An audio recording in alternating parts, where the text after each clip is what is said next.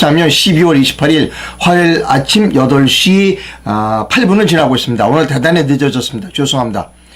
뉴스를 정리할 게 너무 많아서 그랬습니다. 서둘러서 진행하도록 하겠습니다. 죄송합니다. 자, 언제나 마찬가지로 아직 구독을 신청하지 않으신 분들은 구독을 꼭 눌러주십시오라고는 부탁의 말씀드립니다. 오늘 아침 뉴스 브리핑의 제목은 이렇습니다. 실패작으로 끝난 조선일보의 이준석 키우기, 이것이 제목입니다. 본격적으로 시작하도록 하겠습니다.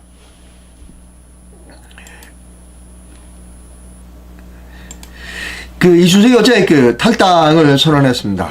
여기 보면 조선일보 기사입니다.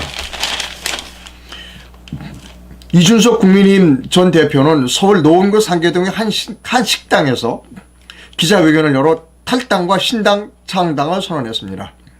상계동은 이 전 대표의 고향이자 세 차례 국회의원 선거에 출마했던 지역구입니다. 기자회견이 열리는 동안 식당 앞에는 지지자들이 모여 이준석이 가는 길에 동참합니다라는 손팻말을 들고 이준석을 연호했습니다. 이 전 대표가 탈당한 이날은 2011년 12월 27일 한나라당 박근혜 비상대책위원회 비대위원으로 정치에 입문한 지 10여년이 되는 날입니다. 라고 하는 겁니다. 이준석 씨가 그동안 정치적으로 어떤 길을 걸어왔는지를 조선일보가 설명하고 있습니다.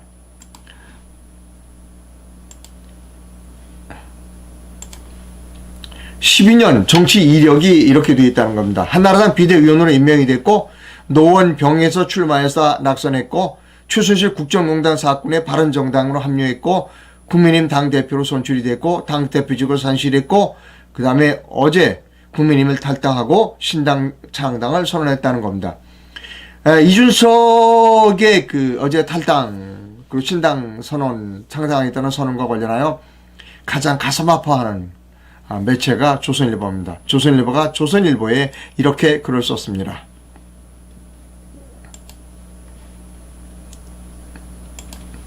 사설입니다. 이준석 탈당, 희망을 줬던 청년 정치의 결말은 결국 이렇게 허망하게 끝났다는 겁니다.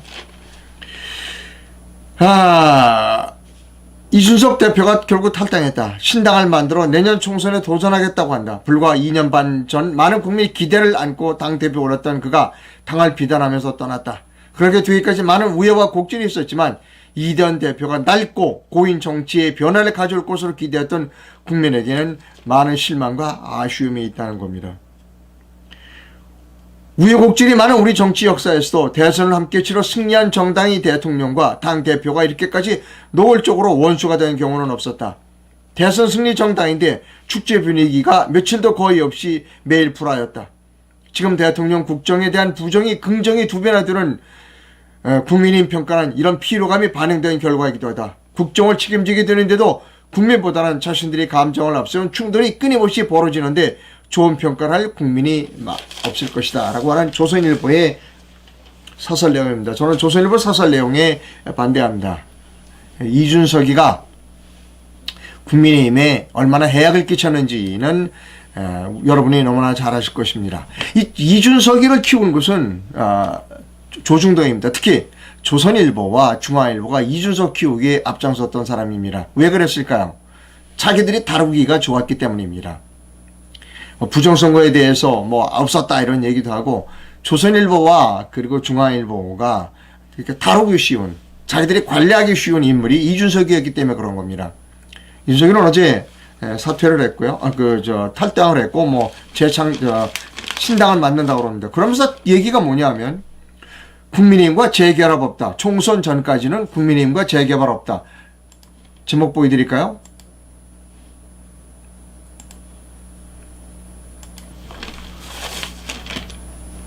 이 얘기는 뭐냐면 선거 끝난 뒤에 다시 국민의힘에 들어가겠다는 얘기입니다. 이게 이준석이에요. 여러분, 저는 이준석이라고 하는 젊은이에 대해서 항상 이렇게 얘기합니다. 비겁한 젊은이가 가장 추악해 보인다는 겁니다. 비겁한 젊은이가 가장 추악해 보인다. 이준석이는 다른 거 볼 거 없어요.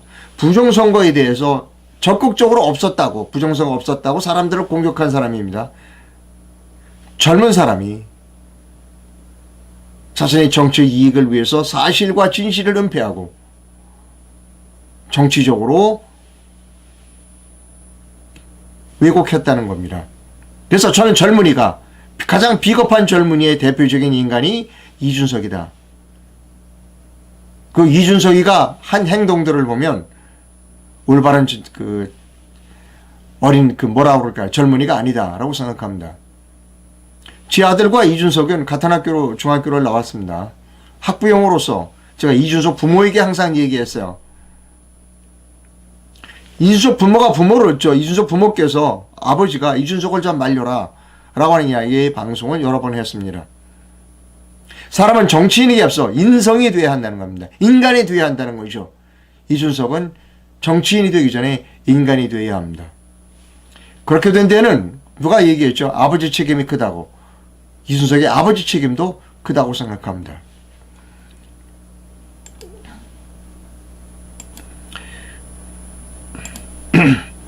자, 그 다음 뉴스 계속 이어가겠습니다. 좀 늦었지만 할 건 다 하겠습니다.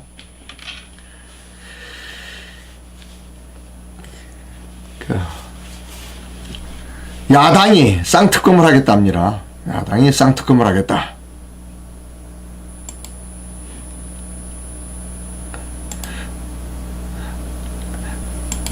아침에 좀 불안합니다. 여러 번 방송이 끊어졌어서. 야당이 오늘 쌍특검법을 처리한다는 겁니다. 총선까지 질질 끌고 가서 김건희를 괴롭히겠다. 그래서 총선에 이용해 먹겠다는 겁니다. 이 쌍특검의 내용을 설계해 어떤 특검인지를 여러분께 보여드립니다. 쌍특검법 내용은 이렇습니다. 야당 2명이 추천합니다. 특검을. 대통령은 그중에서 1명을 선택하는 겁니다. 박근혜 때 그랬습니다. 대통령 소속된 교섭단체는 추천 권한이 없음. 그러니까 국민의힘은 빠지는 겁니다. 이게 박근혜가 이걸 받아들였어요. 바보처럼. 그래서 당한 겁니다. 이걸로 재미 본 사람이 윤석열, 한동훈이에요. 근데 지금 이거 잘못됐다고 하는 겁니다. 그것도 모순이에요. 하여튼 잘못됐지만 지금 와서 그거를 잘못됐다. 법이 악법이다라고 얘기하는 것은 좀 모순입니다. 어쨌든 수사기관은 수사 대상은 김건희 및 김건희 가족의 도이치모터스 주가, 그리고 주가 조작 관련 의혹입니다. 김건희 및 가족의 도이치모터스 주가 조작 관련 의혹 사건입니다. 수사기간은 준비기간 20일에 수사기간 70일이면 그럼 선거 때 내년 총선 때까지 계속 끌고 나가겠다는 겁니다. 자, 저는 이렇게 생각합니다. 절대로 이 특검이 이루어지면 안 됩니다. 왜냐? 저는 윤석열이 좋아서, 김건희가 좋아서, 한성훈이가 좋아서가 아닙니다. 이거는 정치 공세입니다. 김건희 씨의 가족의 도이치모터스 사건은 김건희 씨, 윤석열이 결혼하기 전입니다. 김건희 씨 초녀 때 이야기예요. 그런데 이걸 특검하겠다? 이거는 완전히 정치적인 공세입니다. 정치적인 공세는 정치적으로 맞서야 되는 거예요. 어떻게 맞서느냐? 제가 여러 번 말씀드렸어요. 야, 문재인이 특검하자. 문재인과 김건희 특검하자. 쌍특검이죠. 이재명과 그리고 김혜경이 특검하자. 쌍특검입니다. 그렇게 받아쳐야 되는 겁니다. 그거 하면 문재인하고 김정숙이 특검하고 이재명이 하고 김혜경이 특검하면 그 다음에 김건희 특검 받아줄게 라고 받아쳐야 되는 겁니다. 근데 그걸 못하는 겁니다. 왜 못하느냐? 윤석열 대통령과 한동훈이 문재인과 한 몸이었기 때문에 못하는 겁니다. 그러니까 질질 끌려다니는 거예요. 이재명이는 그걸 잘 알고 있는 겁니다. 감히 문재인 특검하자는 이야기를 윤석열이 못할 거다라고 하는 확신이 있기 때문에 계속 이재명이가 끌고 다니는 겁니다. 계속 끌려다니는 거예요. 이재명한테. 윤석열이 끌려다니고 한동훈이도 끌려다닙니다. 이렇게. 목줄을 저 이재명의 목손에 주고 풀려날 방법은 있다고 제가 말씀드렸어요. 오케이. 문재인, 김종숙이 특검하고 이재명, 김혜경이 특검하고 그 다음에 김건희 특검하자라고 해야 되는 겁니다. 우리나라 국민은 문재인과 김종숙 특검을 훨씬 더 원하고 있고 이재명과 김혜경의 특검을 훨씬 원하고 있습니다. 김건희 특검 다 정치적인 공사라는 거 다 알아요. 이거 질질 끌고 나갈 겁니다. 이거를 정치적으로 공격하지 못하는 이유는 수십 번 말씀드립니다. 윤석열이 문재인을 공격할 수 없다는 걸 너무나 잘 알기 때문이라는 겁니다. 그래서 윤석열과 한동훈 정권의 한계가 바로 거기에 있다는 겁니다. 그게 자유우파 시민으로서 답답하다는 겁니다. 그렇게 대통령을 잘 뽑아야 되는 겁니다, 여러분. 자, 그 다음 갑니다. 자, 그 선거관리위원회가 계속 꼼수를 부리고 있어요. 그리고 언론이 거기에 동조하고 있습니다. 어떤 꼼수를 부리느냐, 뭐 재검표다, 뭐 이런 얘기를 하고 있어요. 조선일보 기사입니다. 내년 총선에 수검표를 도입한다. 이번에 또 검표래요. 또 사전투표함 CCTV 화면도 24시간 공개한다는 겁니다. 이 수검표라는 게 뭐냐면 투표지 전자분류기, 전자개표기 그거 거치고 나온 거를 다시 사람이 일일이 확인한다는 겁니다. 그럴 필요가 뭐가 있어요. 전자개표기 안 쓰면 돼요. 그냥 사람이 그냥 어차피 투표함 쏟아내면 사람들이 안에서 1번 후보, 2번 후보 분류하면 끝나요. 근데 그 전자개표기 계속 쓰겠다는 거예요. 그 수검표, 그걸 쓰고 수검표를 또 한다는 겁니다. 왜 바보 같은 짓을 하냐고요. 선거관리위원회는 그렇게 얘기해요. 아, 전자개표를 써야 빨리 끝난다, 개표가. 왜 거짓말을 하죠?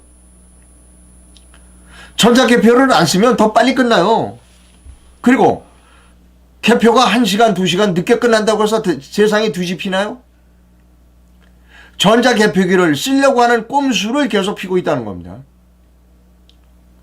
그 다음에 사전투표하면 CCTV 화면도 24시간 공개하겠다. 이것도 꼼수예요. 사전투표 자체를 없애야죠. 사전투표 자체를 없애야 되는 겁니다. 아, 사전투표함 자체가 바꿔치기가 되는데 우편투표? 지난 2020년 4.15 때 우편 어떻게 된지 알아요? 우편투표? 서울에서 투표한 사람이 그 우편투표가 전국을 다 돌아다녀서 왔어요. 사전투표 안 하면 돼요. 정 안 되면 제가 항상 주장하는 방법이 있죠. 이상로 스타일, 이상로 방법, 제한. 이게 정답입니다. 지금으로선 이상로 방법이 정답이에요, 여러분. 제가 잘난 체 하는 거 아닙니다. 이게 정답이에요. 공직선거법에 본선거 5일 전부터 이틀이니까 5일, 6일 하지 말고 8, 9, 10을 붙여서 하면 돼요. 공직선거법에 이렇게 돼 있어요. 본선거 5일 전부터 이틀. 그럼 붙여하면 돼요. 붙이면 이거 우편으로 못 보내요. 그러니까 그냥 그 자리에서 투표하고 그 자리에서 개표하면 돼요. 비용도 줄어들어. 투명해. 뭐가 문제예요? 선거법을 바꿀 필요도 없어. 이거보다 더 좋은 게 어디 있어요? 제가 낸 이상로의 안이 정답입니다. 이거 선거법 바꿀 필요 없고 윤석열 대통령이 임명한 김영빈 사무총장만 결정하면 돼요. 선거관리위원회 속으면 안 됩니다. 재검표, 검표 그런 얘기 하지 마세요. 그거 다 사기예요. 조선일보도 사기에 놀아나고 있고 한술 더 떠요. 조선일보는. 조선일보 기자는 제발 앉아서 기사를 쓰지 말고 현장에 가봐서 개표장에 가보고 글을 쓰라는 겁니다. 저는 갔다 왔어요. 우리나라 개표장 바보들의 대행진입니다. 쓸데없는 일을 돈 들여가면서 하는 바보들의 대행진의 경연장이 우리나라 개표장입니다. 조선일보 기자는 제발 앉아서 기사 쓰지 말고 선거관리위원회가 불러주는 기사를 받아쓰기만 하지 말고 제발 개표장에 가서 기사를 써라 라고 조선일보 후배 기자들에게 제가 충고해 드립니다. 조선일보 사주도 한번 가봤으면 좋겠어요. 조선일보 사주도. 누구죠? 조선일보 오너가. 예. 그 다음 갑니다.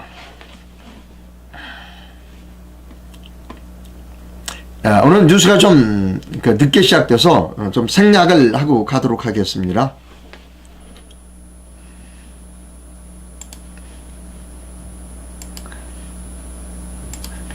요즘 제가 이 책을 소개하고 있습니다. 이 십층산이라고 하는 영적 고백을 다루고 있는 십층산, 저자는 유정호 씨입니다. 이 책을 지금 소개하고 있는데, 종교에 대한 관심이 많아졌어요. 오늘 이런 이런 제목이 있습니다. 호암, 그러니까 이병철 이병철 회장이 질문을 했대요. 신이 있는가라고 질문을 했다는 거예요. 그래서 깜짝 놀랐어요. 기사 읽어드릴게요. 제목은 호암이 신이 있는가라고 질문했던 카톨릭 지성 정이체 몬심률이 선종하셨다는 겁니다. 가톨릭 최고의 원로 석학 정이체 몬시뇰이 27일 오후 5시 15분 노안으로 선정했다고 천주교 서울대교구가 밝혔습니다. 향년 98세이십니다. 장수하셨네요. 고인은 신학에 대한 해박한 지식과 현실에 대한 따끔한 발언으로 한국 가톨릭계의 어른 역할을 해오셨습니다. 이 부분이 제가 여러분께 소개해드리고 싶은 부분이에요. 삼성 창업주 이병철 회장이 1987년 작고전에 돌아가시기 전에 신은 있는가? 이병철 씨도 신에 대해서 물어봤어요. 신이 있는가? 삶의 고달픔과 등 24가지 질문을 준비했어요. 이 정이체 몬시뇰 신부에게 질문하려고 준비를 했어요. 그런데 끝까지 답을 듣지 못하고 돌아가셨다는 겁니다. 돈 많은 분들도 그런 고민을 하는구나. 하나님은 계시는가? 삶은 왜 고단한가? 돈이 많은 분도 상당히 고단했나 봐요. 이병철 회장도. 자, 교육에 관한 말씀을 여러분께 드려야 되겠습니다.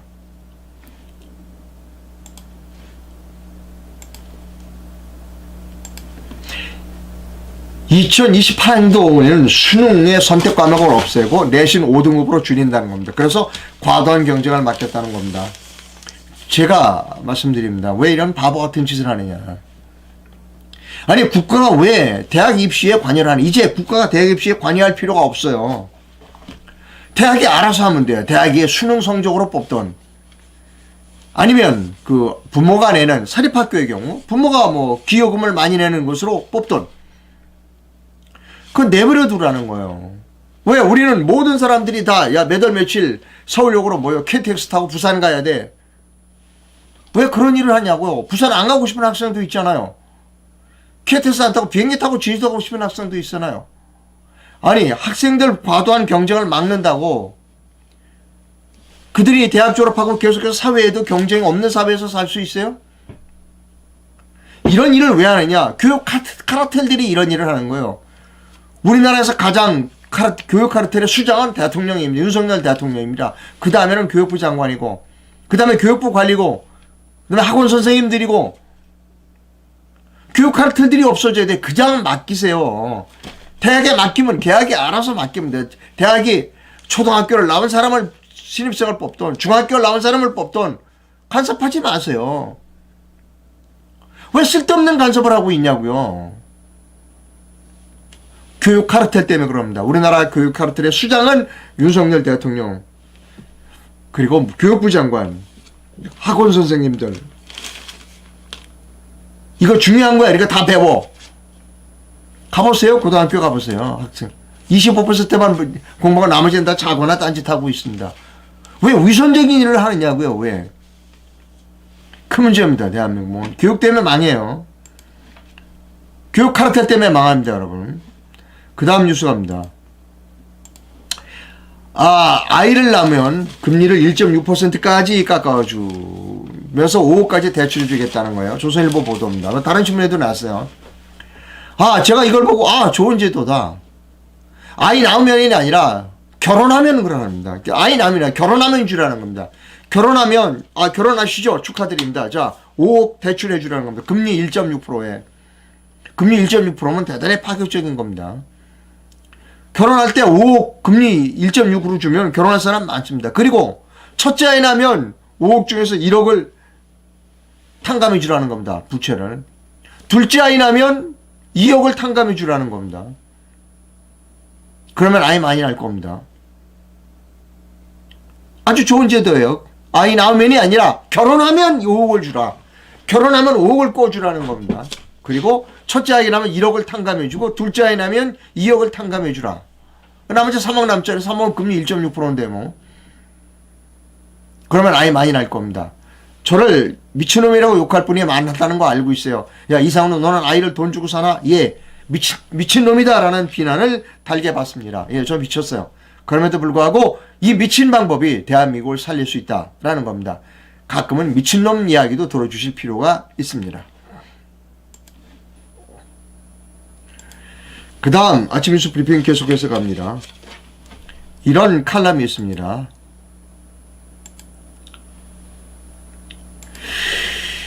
중앙일보에 이런 칼럼, 양승태, 김명수의 실패를 극복하려면 이라고 하는 제목의 그 강주환 중앙일보 논설위원회 칼럼입니다. 다 생략하고요. 다 생략하고 마지막 부분만 여러분께 읽어드립니다.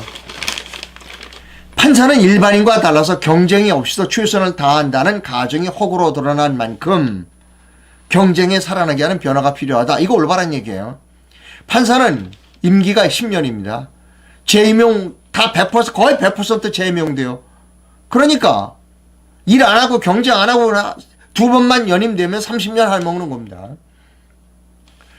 절대로 이렇게 되면 안 돼요. 50%는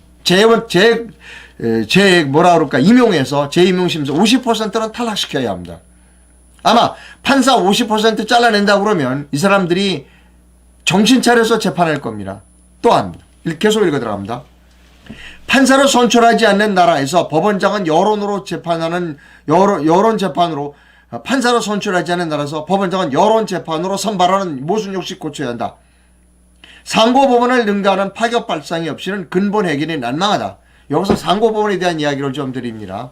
이 상고법원은요, 양승태가 상고법원 만들려다가 결국 감옥 갔었어요. 자, 이거 심리불속행하고 연관이 되어 있는 건데요. 지금 우리나라 대법원에 올라오는 민사, 그러니까 형사를 뺀 나머지 사건의 80%는 쓰레기통으로 들어간다고 제가 수십 번 말씀드렸어요. 대법원 판사의 수를 늘려요. 그러면 되잖아요. 300명 늘리면 되잖아요. 상고법원이다, 뭐 허가제다, 이런 얘기할 필요 없어요. 근데 못 늘리겠다. 왜 못 늘리는 이유를 왜 못 늘리느냐? 대법원 법관을 300명으로 늘리면 전관 이유를 받을 수 없어요. 그러니까 안 늘리는 겁니다. 자, 오케이. 제 이 얘기는 뭐냐면, 오케이. 그러면 재판에 AI를 적극적으로 활용하자는 겁니다. 재판에 AI를 적극적으로 활용하자는 강민구 서울 고법부장판사의 주장이나 판결서 작성 방식을 획기적으로 개선하는 이영근 고법판사의 제안 등 신선하다. 이 두 사람은 모두 재판에 경험이 풍부한 사람들이라는 겁니다. AI, 오케이. 전 좋아합니다. AI는요, 전 세계 판례들을 다 검색할 수 있어요. 판사가 3명이에요. 첫 번째 판사는 변호사 출신으로 뽑자고요. 두 번째 판사는 변호사 자격증이 없는 일반 전문인, 컴퓨터 전문가, 농사 좀 이런 법. 세 번째 판사는 AI를 쓰자 하는 것이 제 견해입니다. 양승태, 김명수의 실패를 극복하려면 AI 판사 써야 되고요. 그 다음에 대법관 숫자를 늘리면 돼요. 그리고 50명, 법관 임용이 10년인데 50%를 탈락시키면 됩니다. 길게 얘기할 거 없어요. 50% 잘라내면 재판 우리나라 제대로 이루어질 겁니다. 자, 이런 기사가 있습니다. 김진태 국회의장에 관계되는 기사입니다.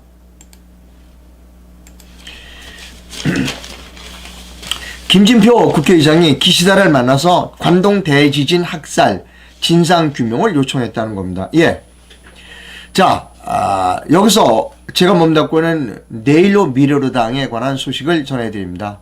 어제 내일로 미래로당이 9개 정당 협약식을 가졌습니다. 그 협약식은 후보 단일화에 관한 협약식입니다. 그 협약식이 끝나고 이런 행사가 있었습니다.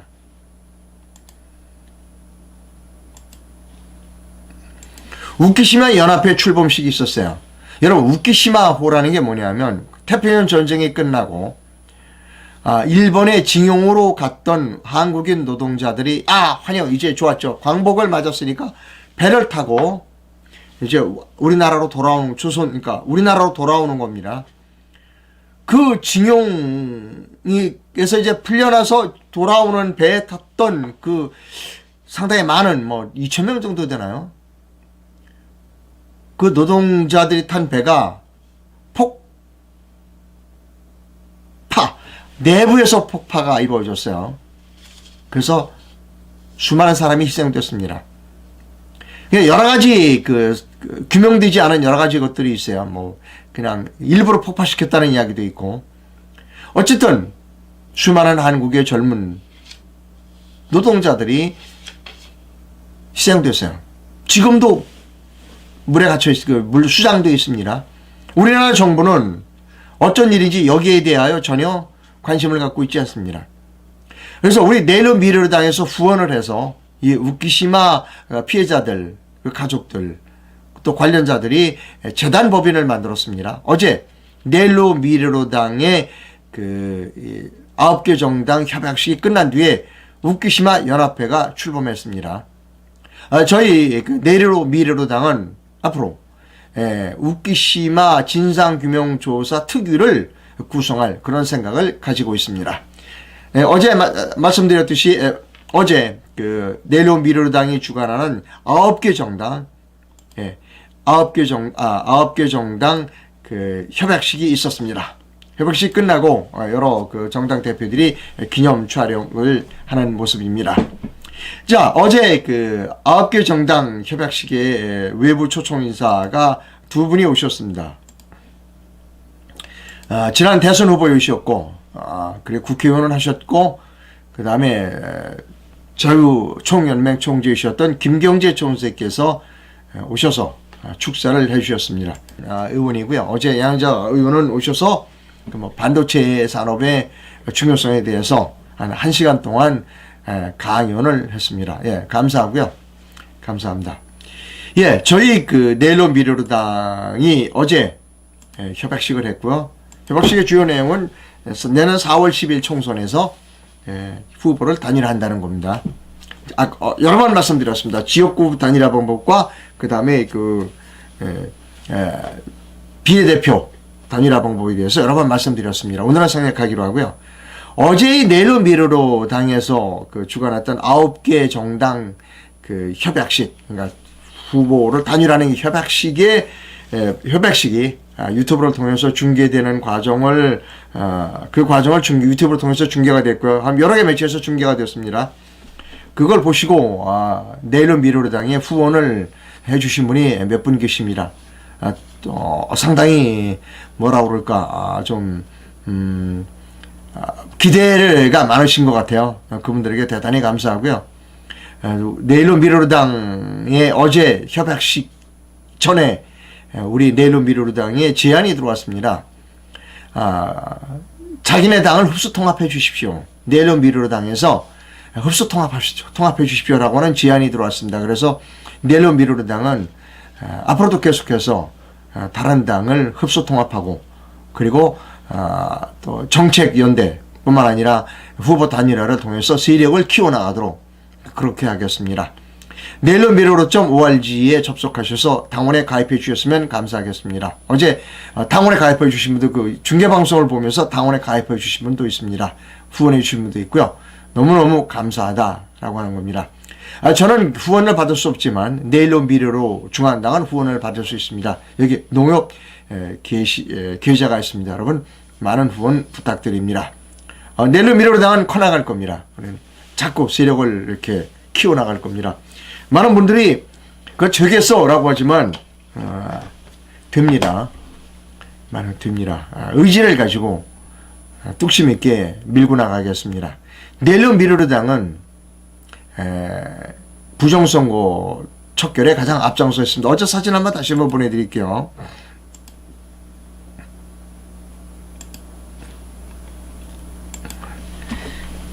어제 9개 정당 후보 단일화에 관한 협약식이 끝나고